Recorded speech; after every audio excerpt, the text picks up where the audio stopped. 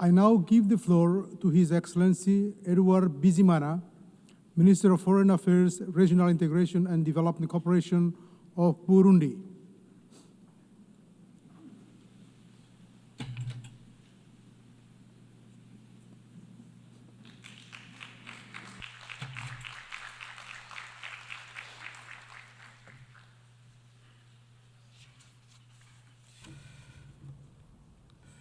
Monsieur le Président, President, Secretary General, distinguished delegates, ladies and gentlemen, I am taking the floor today on behalf of the President of the Republic of Burundi, His Excellency Evariste Ndayishimiye, who bestowed upon me the honour of representing him at this assembly and to share the views of Burundi. Today, as we mark the 80th anniversary of our organisation, something that we're celebrating under the theme of Better Together, 80 years and more for peace, development and human rights.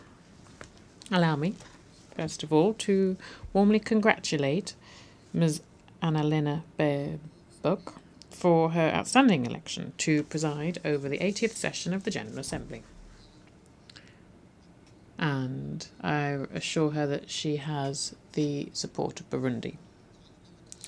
I'd also like to take this opportunity to pay a well-deserved tribute to your predecessor, my brother Philemon Yang, and pay tribute to his admirable personal and professional qualities, and thank him for the exceptionally professional way in which he presided over the 79th session, which we have just successfully concluded. Finally, I would like to commend the courage of Mr. Antonio Guterres, who, for as long as he's been Secretary General of our organisation, has always advocated for the reform of the UN system to make it more effective and more credible. He also has the support and encouragements of Burundi. 80 years ago, the United Nations was born to a world ravaged by war. Its main mission was to preserve peace and foster cooperation between states and promote human rights. However, given what's happening today in some parts of the world, we should really be asking ourselves if the UN is still on this trajectory. Today, as we're marking this anniversary, I'm honoured to reaffirm Burundi's commitment to these founding ideals. The same ideals that have guided the UN's Charter since 1945.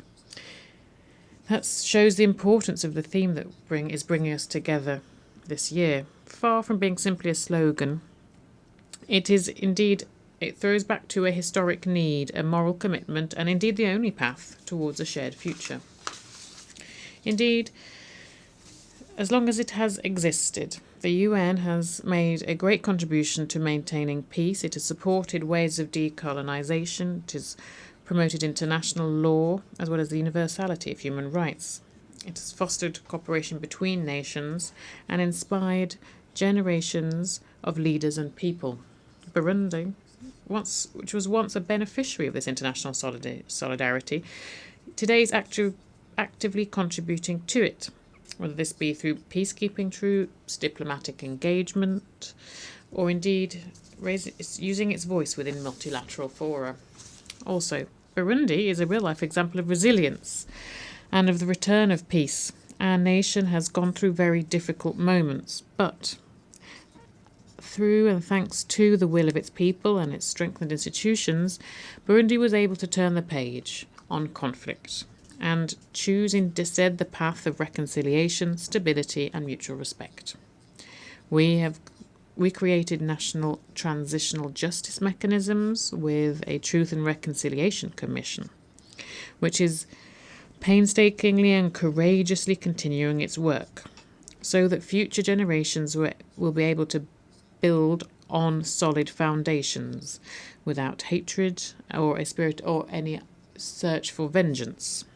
As a part of our candidate to be a Human Rights Council, we will stand against any politicisation of human rights.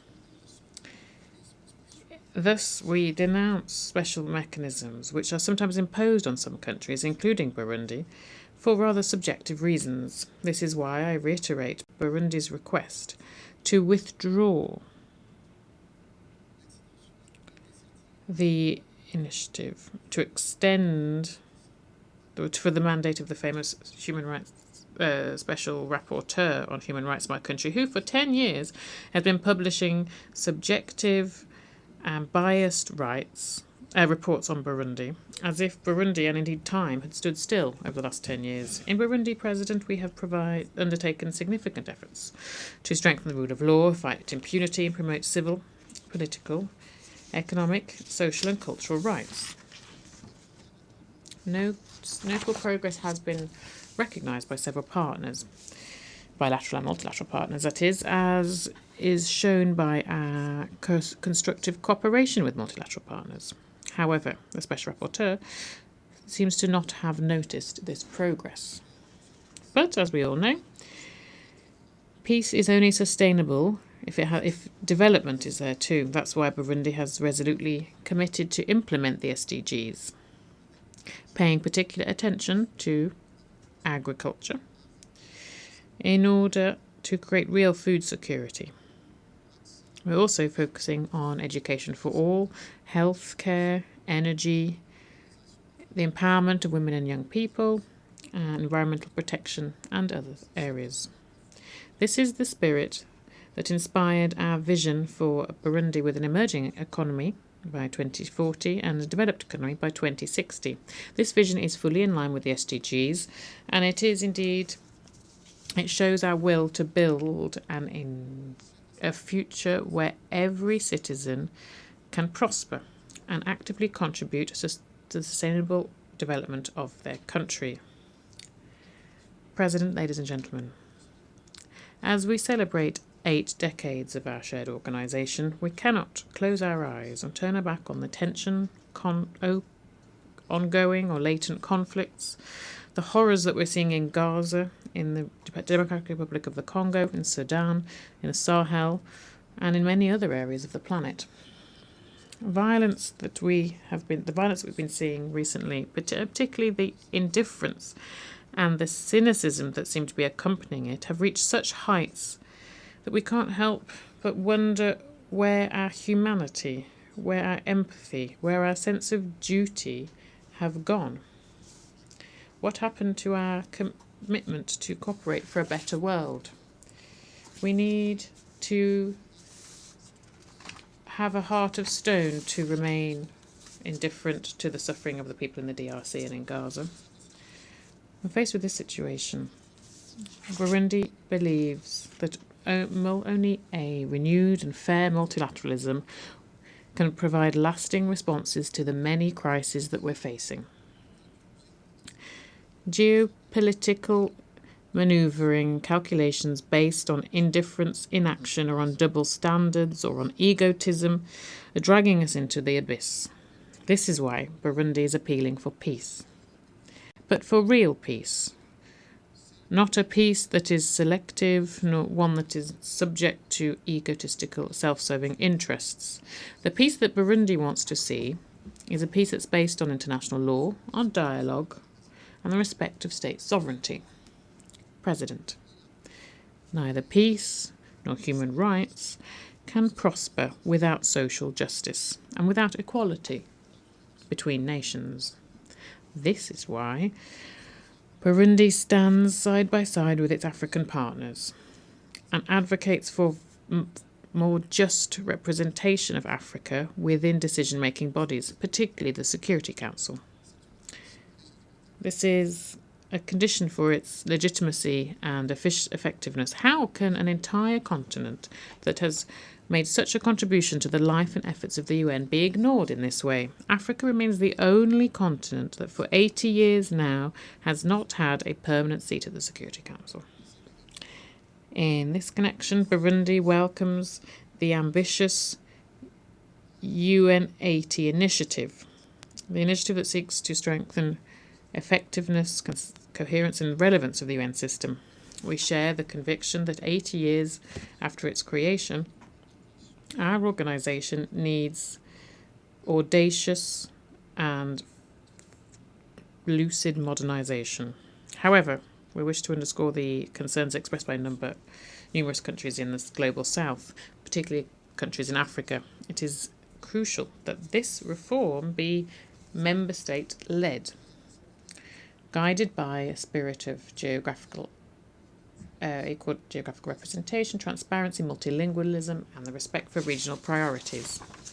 Development, social and economic rights, the fight against inequality, climate action, and international solidarity must never be sidelined in the name of streamlining. A more effective UN, yes. A UN that's just reduced to budgets and technocratic work, no. Moreover, no reform of the UN system would overcome the question of political governance. We'd recall that the Security Council reform has been worked on for decades. It now is a question of justice. Africa has a united voice on this issue in the Eswatini consensus, is demanding that the historic injustice be corrected so that Africa can be fairly represented in decision-making bodies. It's not a favour, but it is a right, if we want the UN to remain loyal to itself. In summary, Burundi is supporting ambitious reform, but as long as it is inclusive, just, balanced, and focused on the real needs of people, rather than being a reform that's fashioned by external priorities. President, as we work to reform multilateralism, guided by justice, dialogue, and truth, the recognition of historic injustice should be the bedrock upon which we build lasting peace. This is why Burundi would like to reaffirm the importance of the recognition of the genocide committed against the Hutu of Burundi in 1972.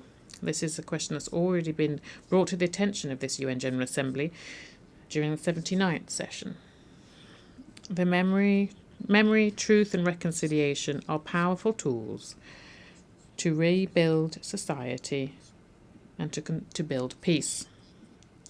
Silence cannot be an option when we're talking about restoring the dignity of victims and preventing from tragedies of the past from happening again.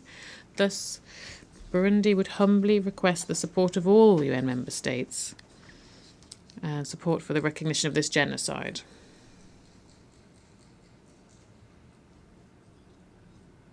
Before I conclude, President, I wish to reaffirm Burundi's will and its appeal to walk together towards a common future. This 80th session is a lot more than simply an anniversary. It's an appeal. We're at a crossroads, and the 80th session of our General Assembly must be a time for a moral awakening, solidarity, and for us to remember our shared humanity. The UN of tomorrow must be one that represents equity, justice, and action. It must reflect the realities of our world today to ensure that all voices are heard so that we can build lasting peace for present and future generations, as stipulated in the preamble of the UN Charter. Burundi is ready to continue to make its active contribution to establishing and maintaining peace, to consolidating the values of fair and inclusive development, as well as solidarity, mutual respect, and peaceful coexistence. Because yes, it is together, and better together, we'll be able to preserve peace, guarantee human rights, and ensure a dignified future for our children. It is a question of the credibility and the reputation of our shared organisation. Thank you very much, ladies and gentlemen. I thank the Minister for Foreign Affairs, Regional Integration and Development Cooperation of Burundi.